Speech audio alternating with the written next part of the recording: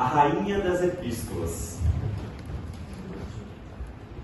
a composição mais divina da raça humana, a coroa e o clímax da teologia de Paulo, a destilada essência da religião cristã, mais autorizado e o mais consumado compêndio da nossa fé cristã. Efésios. Essas citações que eu falei foi sobre inúmeros teólogos no decorrer dos tempos a respeito da epístola de Efésios. Que linguagem! E de maneira nenhuma essa linguagem é superficial ou exagerada. A carta de Efésios é um resumo muito bem elaborado das boas novas do cristianismo e de suas implicações em nossas vidas. Ela explica como Deus escolheu um povo para si, desde o início, e como tudo o que somos e temos é obra da graça de nosso Deus. Deus, em Cristo Jesus, fez novas todas as coisas. Nos deu vida quando ainda estávamos mortos em nossos delitos e pecados. Uma vida nova em Cristo. Ele está formando para si uma nova sociedade em Cristo. E com essa vida nova, nós temos novos padrões em Cristo Jesus. E nova forma de nos relacionarmos uns com os outros em Cristo Jesus. E é isso que nós trataremos nessa série sobre Efésios. Tudo novo. E nós somos extremamente empolgados em começar esse estudo na carta de Efésios. Lemos o texto de hoje, Efésios 1 e 2. A introdução da carta de Efésios. Efésios 1 e 2. Paulo, o apóstolo de Cristo Jesus, pela vontade de Deus, aos santos que vivem em Éfeso e são fiéis em Cristo Jesus. Que a graça e a paz de Deus, nosso Pai, e do Senhor Jesus Cristo estejam com vocês. 3 questões introdutórias nos confrontam quando lemos esses 2 versículos iniciais da carta. E hoje o nosso estudo estará dividido nessas questões, que dizem respeito ao autor, os destinatários e a mensagem da carta de Efésios. Vamos ao autor. Conforme a convenção daqueles dias, o autor ele já se apresenta no primeiro versículo ou no segundo versículo. Ele identifica-se como sendo Paulo. E Paulo ele era um judeu. E por isso ele dedicava a sua vida a preservar a doutrina. A doutrina da unidade de Deus. De ser Deus, um Deus único e verdadeiro. De ser Ele supremo sobre todas as coisas. E essa doutrina, de alguma forma, estava sendo ameaçada por uma seita cristã que seguia o nazareno chamado Jesus Cristo. Paulo, vendo que o judaísmo estava sendo ameaçado, ele achou válido servir ao judaísmo até a morte, ou até a morte dos cristãos. E é nessa finalidade que Paulo ele se dirige a Damasco, a fim de destruir essa seita que se espalhava tão rapidamente pelo Império Romano. Mas no caminho de Damasco, uma visão transformou a sua vida para sempre. E naquele mesmo instante, Saulo, o perseguidor da igreja, morreu. E Paulo, o discípulo de Cristo, viveu, nasceu. E a vida que agora ele tinha estava em Cristo. Uma vida completamente transformada pela visão do senhorio de Cristo. do Cristo crucificado, do Cristo ressurreto e do Cristo glorificado. E essa epístola de Efésios é uma continuação dessa visão. Paulo, o apóstolo de Cristo Jesus, por vontade de Deus. Aqui Paulo ele reivindica para si o mesmo título que Jesus havia dado aos seus discípulos, aos 12 apóstolos. No Antigo Testamento, tanto no judaísmo como na forma de ler a questão rabínica, a palavra designava alguém especialmente escolhido, chamado e enviado para ensinar com a autoridade de quem havia o enviado. Paulo ele não tinha se oferecido como voluntário para esse ministério de apostolado. Nem a igreja havia, de alguma forma, o nomeado. Não, o seu apostolado, ele veio direto da vontade de Deus e da escolha e comissão de Jesus Cristo no caminho de Damasco.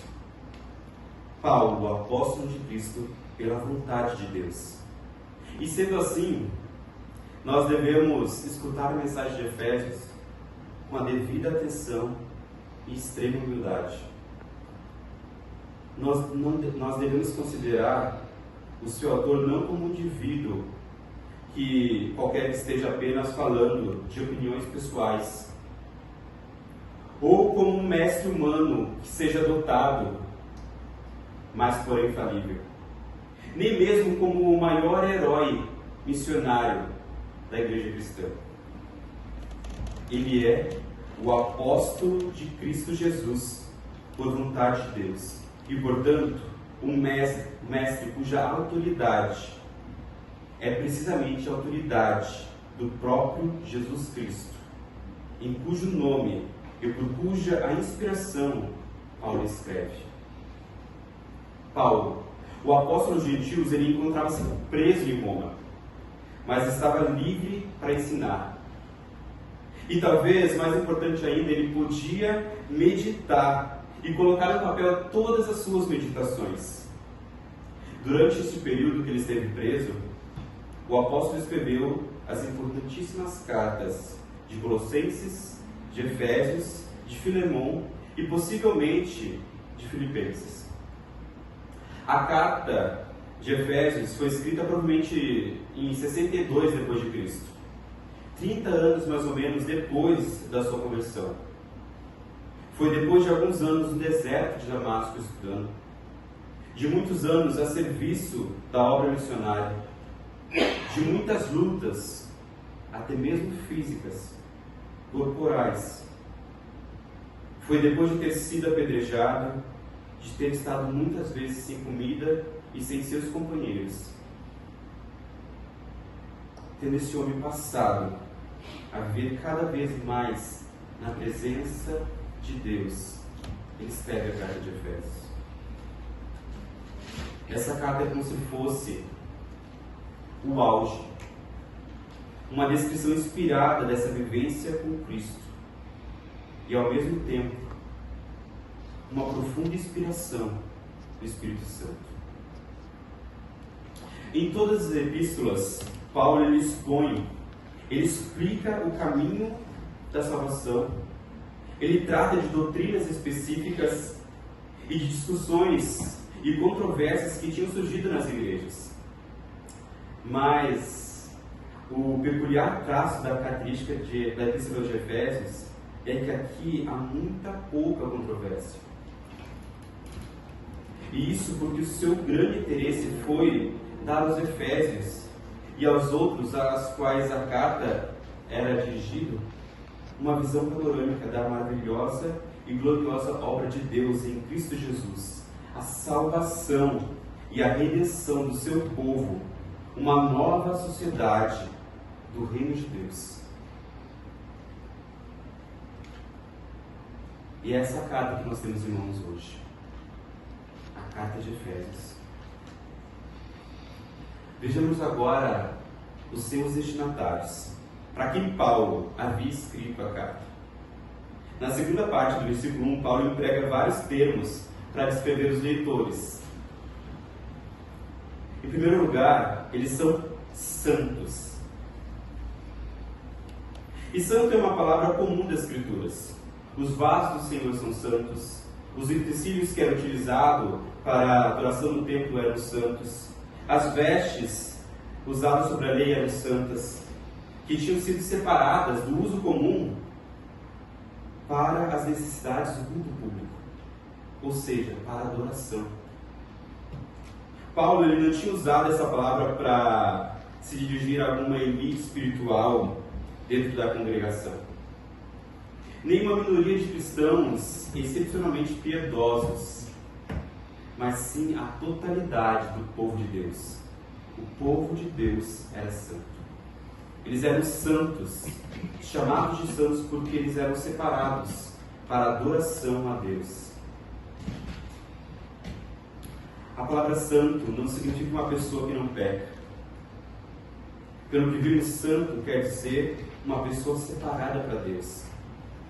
Através do Espírito Santo, o Espírito vivificador, uma pessoa separada para pertencer exclusivamente a Deus.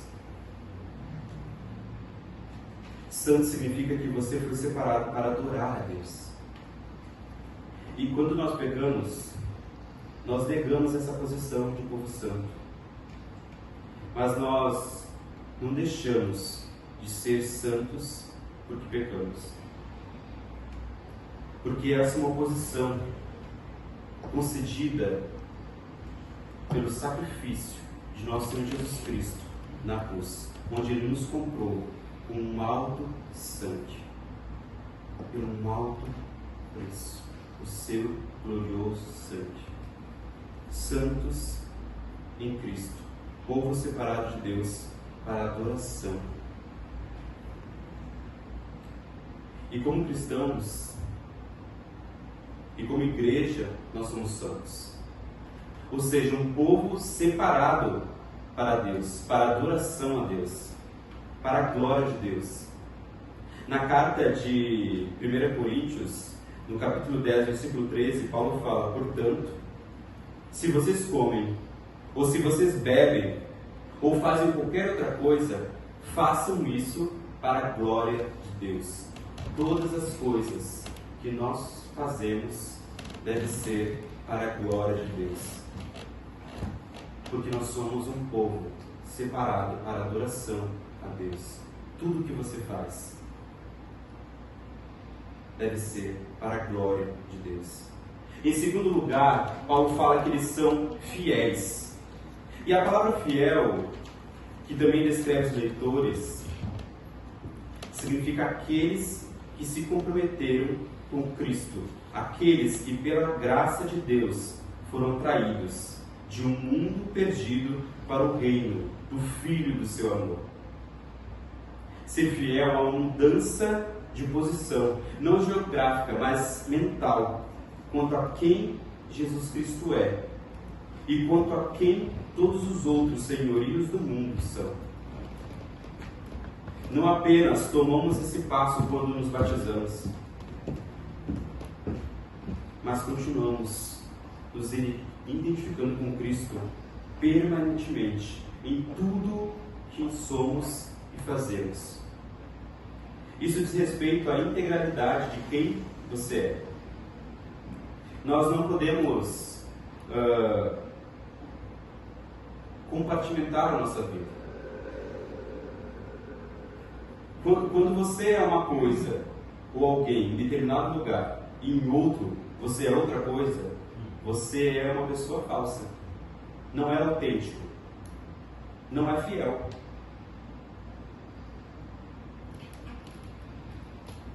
Se você é um cristão, um crente em Cristo Jesus, você é isso em todos os lugares que você está. Você é isso na sua casa, você é isso na igreja, hoje é muito mais fácil. Você é isso no seu trabalho, você é isso na sua faculdade, você é isso em qualquer roda de amigos que você estiver. Você é isso. Você é um crente em Cristo Jesus.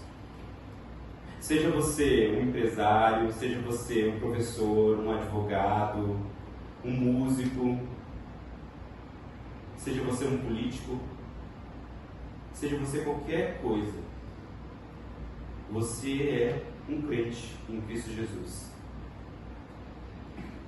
Eu gosto muito de uma frase do C.S. Lewis que fala a respeito de como o cristianismo muda a nossa visão do mundo. Ele fala que ele crê no cristianismo como ele crê no sol. Não porque ele vê o sol, mas porque através do sol ele vê todas as outras coisas. Quando nós somos um povo crente em Cristo Jesus, isso muda tudo, muda toda a nossa forma de viver e de enxergar o mundo, de ser um profissional, de ser um marido, de ser um filho, de ser um pai, de ser um empresário, um advogado, um professor, um político, um músico, um contador, de ser qualquer coisa. Isso muda tudo. Somos santos, fiéis em Cristo Jesus.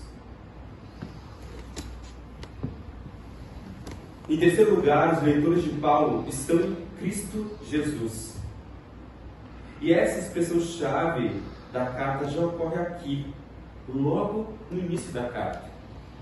Em Cristo Jesus. A expressão em Cristo tem duas formas de entendermos. Uma diz respeito à localidade, ou à posição. Estar em Cristo é estar em união vital com a pessoa de Cristo Jesus. E, portanto, com o povo de Cristo Jesus. É como estarmos ligados nos ramos, né? Nós somos os ramos que estamos ligados à videira. Os mesmos membros estão unidos num único corpo. É impossível fazer parte do corpo sem estar relacionado com a cabeça e com os membros. Não tem como estarmos em Cristo sozinhos. Não tem como estar em Cristo. Você não é igreja sozinho. Ninguém é igreja sozinho. Ninguém pode estar em Cristo sem estar ligado também ao corpo de Cristo, que é a sua igreja,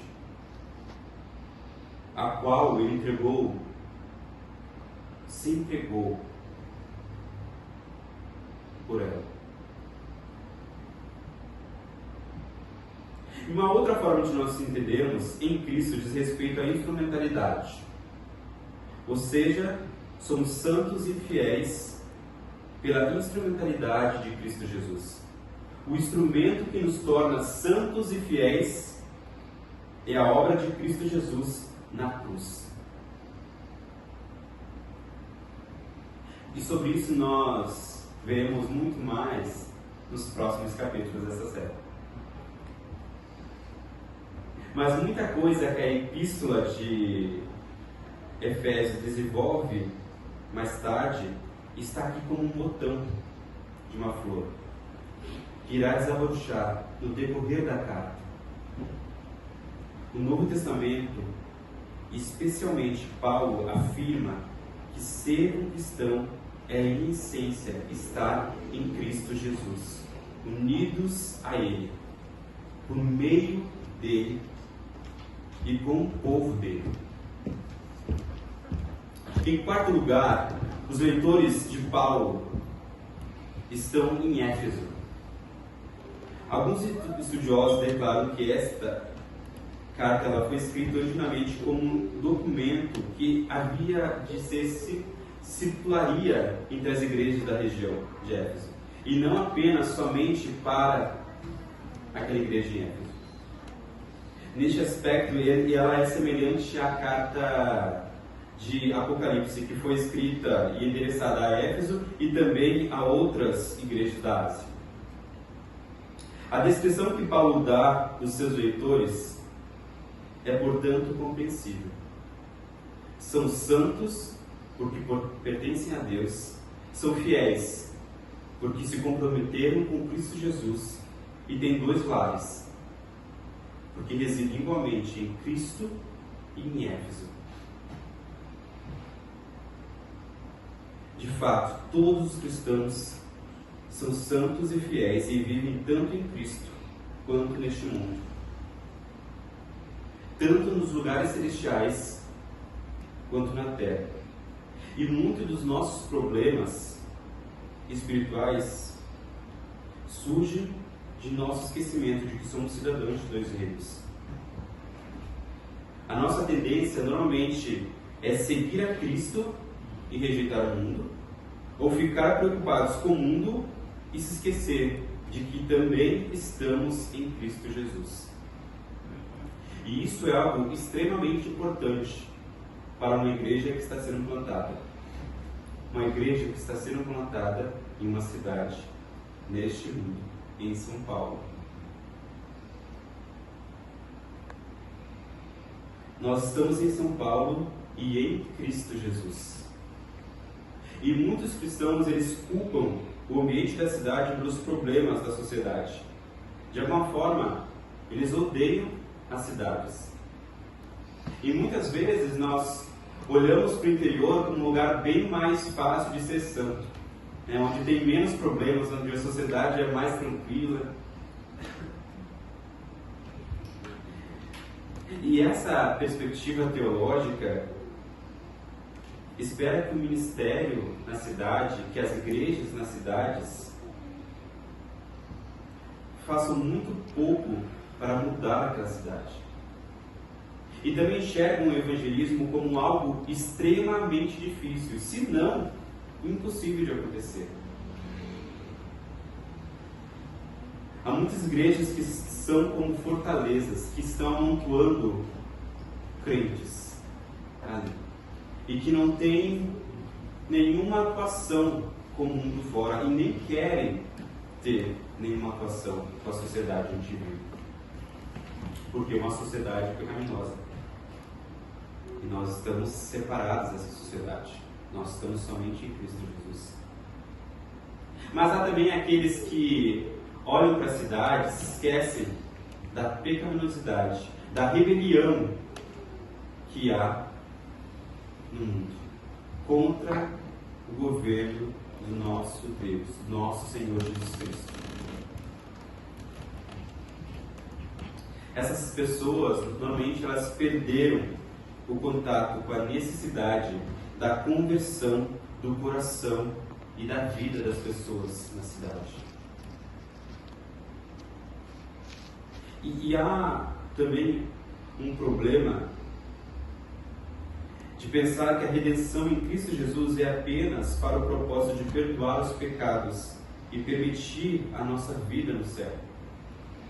Mas a Bíblia nos diz que um dos maiores propósitos da redenção é restaurar completamente toda a criação. O livro de Apocalipse nos mostra que o objetivo final do trabalho redentor de Cristo é a cidade de Deus. O jardim do Éden restaurado, agora de forma urbana. E no meio dessa cidade, uma árvore da vida, curando todas as nações. A maldição do Éden, que trouxe alienação física, mental, social, espiritual, cultural, é agora removida dessa nova cidade que Deus estava preparando. Isso tudo é que a redenção em Cristo é não simplesmente um perdão individual de cada pessoa. E nós somos a comunidade de demonstração de Deus, do governo de Cristo nessa cidade. Cada igreja que está em Cristo Jesus é uma demonstração do governo de Deus nessa terra. Uma demonstração da cidade, da Nova Jerusalém. É um povo que está sob o governo de outro rei, sobre as leis de outro rei, sobre os padrões de outro rei. Tem uma vida diferente, uma vida que diz respeito a outro rei. Ele enxerga os relacionamentos pela perspectiva deste rei.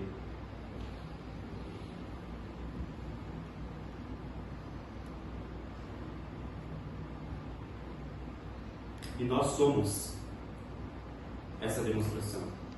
E nós devemos ser essa demonstração. Lembre-se da nossa missão como igreja: amar a Deus, amar as pessoas e fazer discípulos. Aonde? Onde nós estamos? No centro da cidade de São Paulo. Nós não somos uma igreja alienada do mundo. Nós estamos aqui. E aqui nós representaremos a cidade celestial, a Nova Jerusalém. As pessoas, elas devem entrar por essa porta e ver um povo que é governado, que é regido por um outro rei, por Cristo Jesus.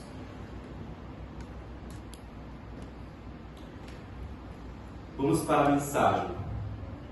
O ponto central da carta é o que Deus fez por meio da obra histórica de Cristo Jesus e o que Ele continua fazendo através do Espírito Santo hoje, a fim de edificar uma nova sociedade no meio da velha. Conta como Jesus Cristo verteu seu sangue numa morte sacrificial pelo pecado. Depois ressuscitou dentre os mortos pelo poder de Deus e sendo exaltado no lugar supremo, tanto no universo quanto na igreja. Mais do que isso, nós que estamos em Cristo Jesus, unidos com Ele pela fé, nós compartilhamos pessoalmente desses grandes eventos. Nós fomos sepultados com Ele na morte pelo batismo. Nós somos ressuscitados da morte espiritual. Nós somos exaltados ao céu, identificados com Ele ali. E nós seremos glorificados.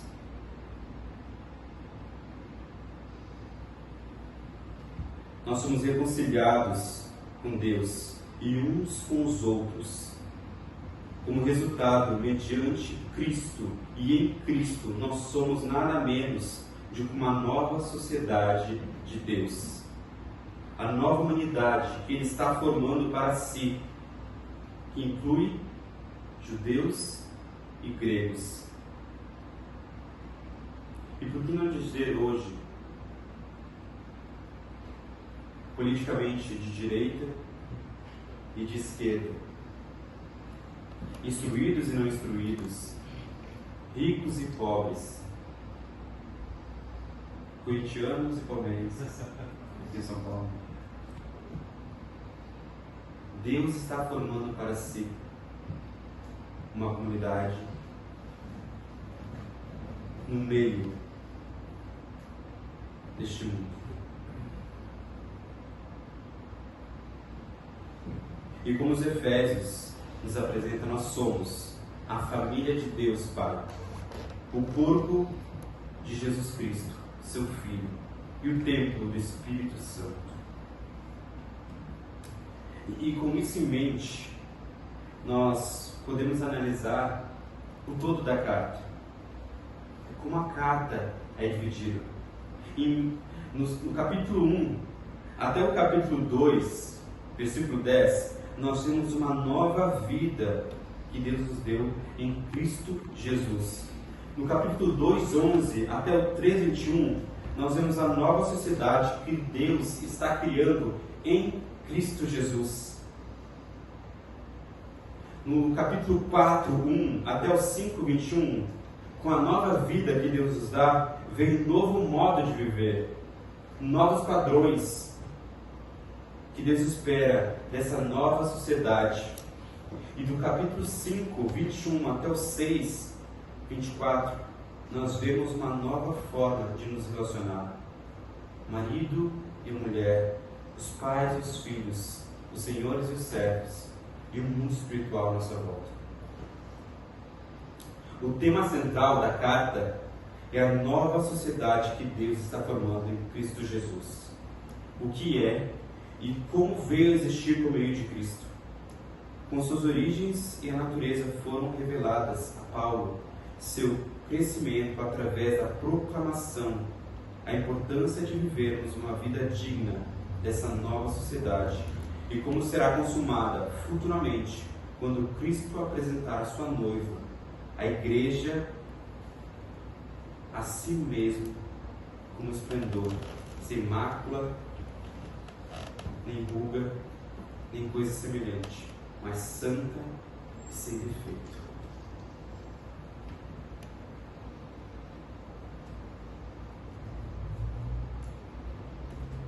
Todos nós temos um passado.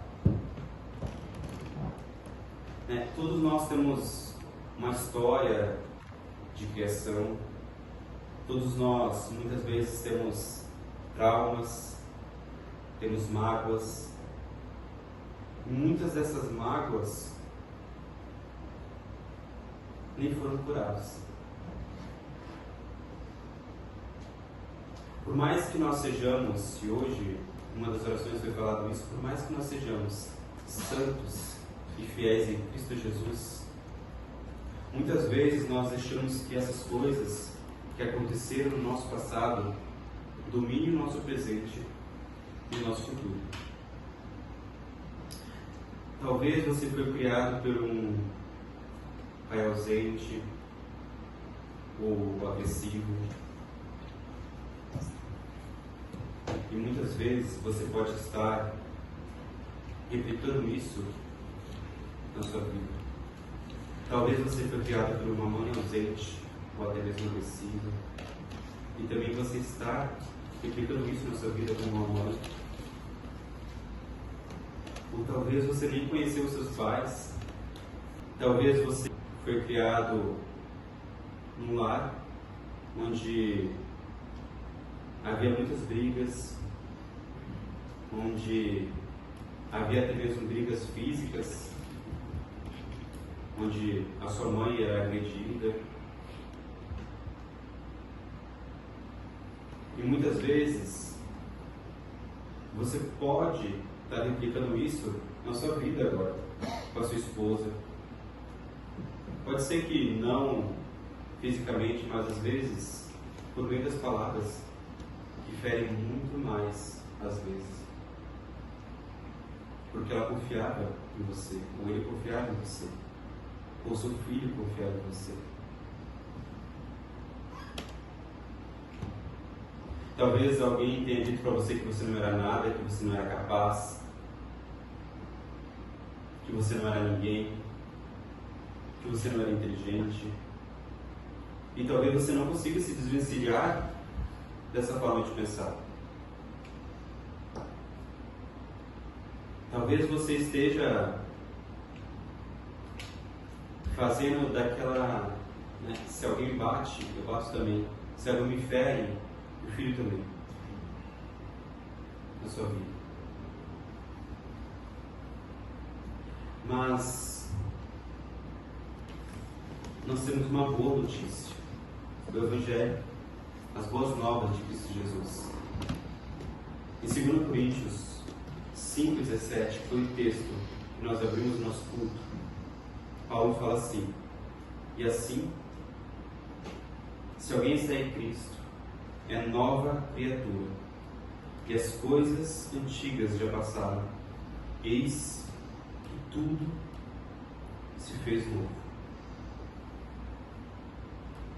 Se você está em Cristo, você é uma nova criatura. As coisas velhas já passaram, eis que tudo se fez novo. Por mais que você não tenha tido um exemplo de pai ou mãe, nós temos o maior exemplo de amor. Nosso Deus, Pai, que não muda, não nos abandona e provou o seu próprio amor para conosco pelo fato de ter Cristo morrido por nós, sendo nós ainda pecadores.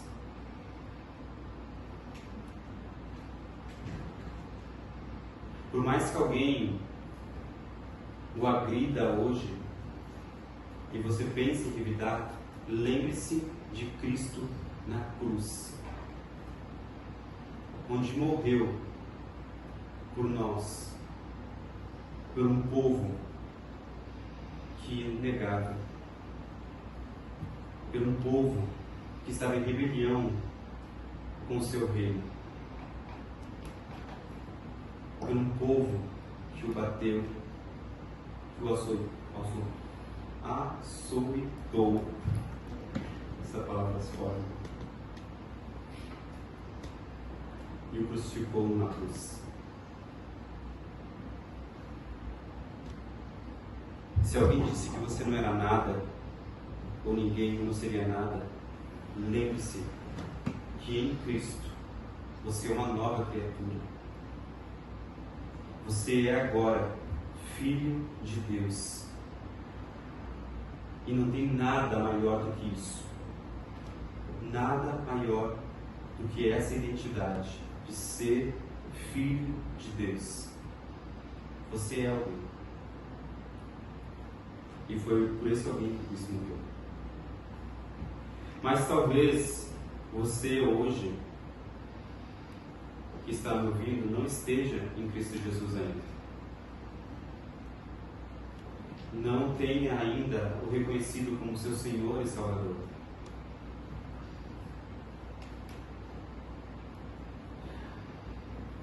O que você deveria fazer é se ajoelhar onde você estiver, se arrepender dos seus maus caminhos,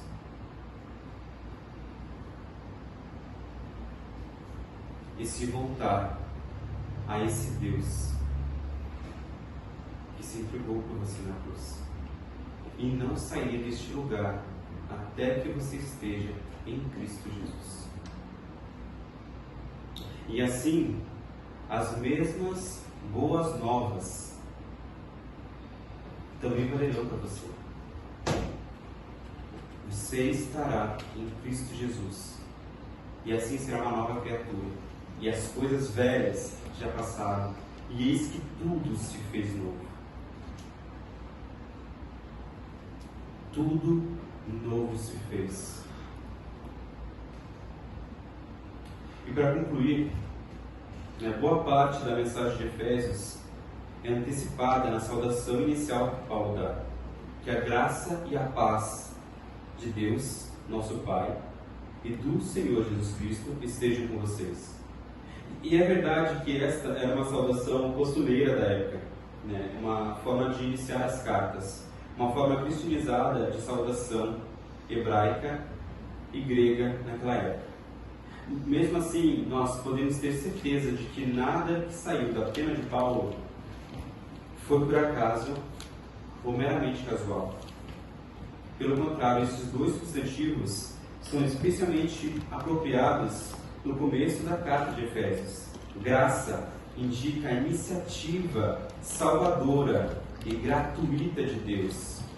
E paz indica o nível de vida que passamos a viver desde que Ele nos reconciliou consigo mesmo e, consequentemente, com Deus, e também uns com os outros, na sua nova sociedade. Graça e paz.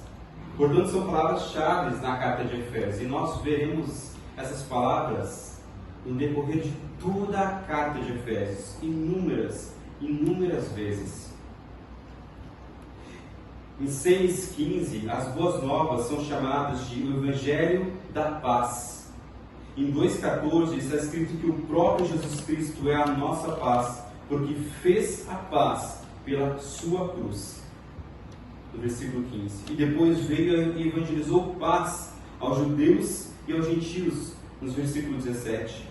Logo o seu povo deve esforçar-se diligentemente para preservar a unidade da paz, a unidade do Espírito no vínculo da paz. No capítulo 4, verso 3. E a graça indica como e por que Deus tomou a iniciativa reconciliadora.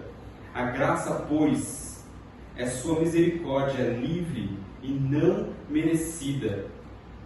É pela graça que somos salvos, aliás, pela suprema riqueza da sua graça. E é pela mesma graça que recebemos dons para o serviço. E por isso que desejamos um resumo sucinto se nós desejarmos um resumo sucinto das boas novas de Cristo Jesus, não poderíamos deixar de falar paz pela graça. E essa paz pela graça, ela procede tanto da parte de Deus Pai, quanto do Senhor Jesus Cristo, que estão colocados juntos como sendo o único manancial do qual flui graça e paz para o seu povo. Finalmente, antes de concluir a mensagem, nós não devemos deixar despercebido o elo vital entre o autor, os destinatários e a mensagem, que é o próprio Senhor Jesus Cristo. Paulo, o autor, é apóstolo de Cristo Jesus. Os próprios leitores estão em Cristo Jesus, e as bênçãos vêm para todos eles, tanto da parte de Deus Pai, quanto do Senhor Jesus Cristo. Assim, o Senhor Jesus Cristo domina a mente de Paulo, e também toda a carta de Efésios.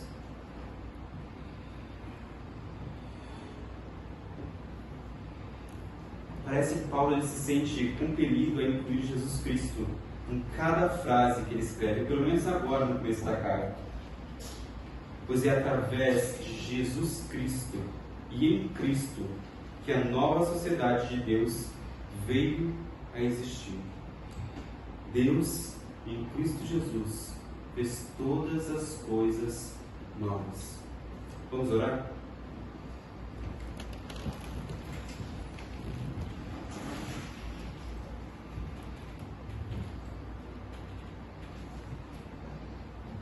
Deus, nós te agradecemos, Pai, porque em Cristo Jesus nós podemos ser santos, um povo separado para a adoração a Deus, e podemos ser fiéis, nos comprometendo integralmente com tudo que somos e fazemos em Cristo Jesus. Que a graça e a paz do nosso Deus e do nosso Senhor Jesus Cristo possam abundar as nossas vidas, para que possamos sermos, Pai, uma igreja que está em Cristo e que está no mundo e que representa a cidade celestial, a Nova Jerusalém, aqui no centro de São Paulo, e que o seu Evangelho seja proclamado e que a sua graça e a paz que vem através do seu sacrifício na cruz abundem a cidade de São Paulo para a tua glória. Em nome de Cristo Jesus que nós oramos. Amém.